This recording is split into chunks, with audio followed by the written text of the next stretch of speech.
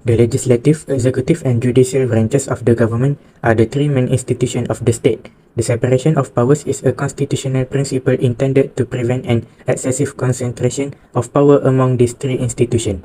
The legislative branch of government is in charge of passing laws, while the executive administers them and the court decides on legal disputes.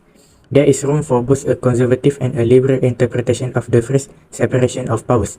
If interpreted literally, the term separation of powers refers to the notion that the three branches of the government should each have a specific job as well as a system of check and balance.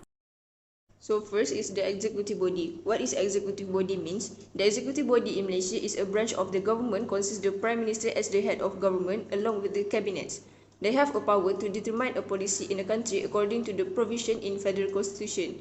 In executive body, it will consist first Yang di-Pertuan Agong, second Prime Minister and the third cabinet. What is the function of Yang di-Pertuan Agong in executive body? The Yang di-Pertuan Agong was appointed by the Conference of Ruler every 5 years.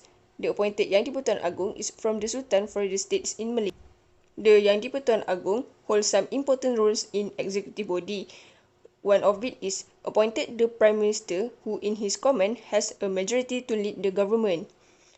Other than that, appointed the cabinet's member with the advice of Prime Minister. The third one is appointed the judges of the superior courts, the Attorney General and other public servants in. Lastly, what is the function of Prime Minister and the cabinet? First, they have a power to set a budget for the government. The government is allowed to generate revenues from the people through the collection of taxes, fine, sermon, custom duty, fees, and other than that. Second, they can formulate national economic policies and development program in country. The executive or cabinet is responsible to formulate various development programs and projects for the development of the country. Example of economic development policies in Malaysia are the New Economic Policy (NEP), the National Development Policy (NDP), and the National Vision Policy. Lastly, they can propose and amend the law in the country. Law is proposed by the executive and introduced in Parliament with the first, second and the third reading for approval. It requires a 2/3 majority from both the Dewan Negara and Dewan Rakyat, and the bill must be presented to the Yang di-Pertuan Agong for the final assent. The Parliament of Malaysia is the national legislature of Malaysia, based on the Westminster system. The bicameral parliament consists of the Dewan Rakyat and the Dewan Negara.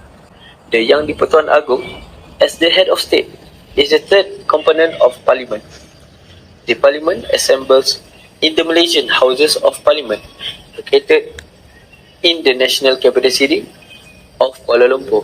The term Member of Parliament usually refers to a member of the Dewan Rakyat, the lower house of the Parliament.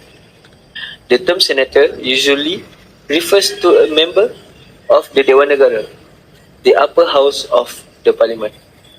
There are difference between House of Senate and House of Representative. As example, House of Senate will debating bill passed by the House of Representative in more detail. However, House of Representative discussing the proposal of a bill submitted by a particular ministry. Let's move on to the judiciary body. The judiciary is the system of courts that interprets and applies the law. The judiciary in Malaysia is headed by Chief Justice and exercised by the federal government's court system. Malaysia practices two types of judicial systems, which is civil courts and Sharia courts. Malaysia has a judiciary structure that looks like a pyramid. First, Sharia court, which handles both civil and criminal issues for Muslims. Second is federal court, which is Malaysia's highest court and is responsible to resolve conflicts between the federal and state governments and handle appeals from the Court of Appeal. Third is Court of Appeal, which has the power to hear appeals against any High Court judgment involving criminal charges. Next, the High Court is responsible for handling both criminal and civil disputes, such as case involving foreigners and a case involving the death penalty. In addition, Session Court, the highest court in subordinate courts, must handle matters relating to transposition accidents, land sales, and so on. Besides, the Magistrates Court that need to handle civil matters with a maximum value of 100,000 ringgit and criminal cases with a maximum sentence of 10 years in prison. Lastly, Children Court that only hears cases involving minors under the age of 18 and not those involving fatalities. I will give you one example of a case that has been resolved by a judiciary body in Malaysia. This case is taken from a daily newspaper in 2019 and it is about a corruption case.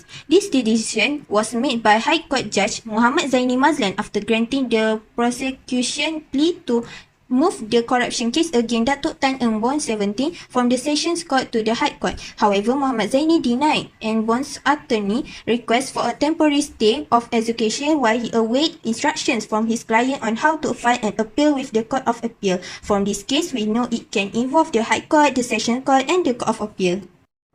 The separation of powers is a constitutional principle introduced to ensure that the three major institutions of the state, namely the legislative, the executive and the judiciary, are not concentrated in any single body, whether in functions, personnel or powers. Therefore, the term separation of powers refers to the division of governmental responsibilities into separate branches to prevent any one branch from performing the primary duties of another. The goal is to promote check and balance and prevent the concentration of power. The notion of separation of powers is not actually practiced, it only exists in theory.